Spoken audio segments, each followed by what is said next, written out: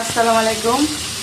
এই যে বাংলাদেশে এইগুলা কে চিনেন, কে কোন ভাষা বলেন জানি না, আমরা বলি টক পাতা অথবা চুকাই।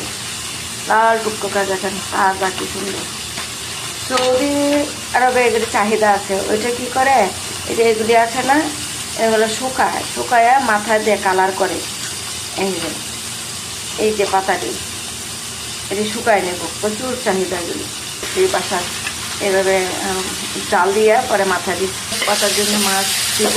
গাছ দেখেন, কারি পাতা, টকের মধ্যে আজকে কারি পাতা দিব। কারি পাতা দিলাম, রসুন পেঁয়াজ দিলাম, টমেটো দিলাম, হলুদ মরিচ মিক্স মশলা, লবণ দিলাম।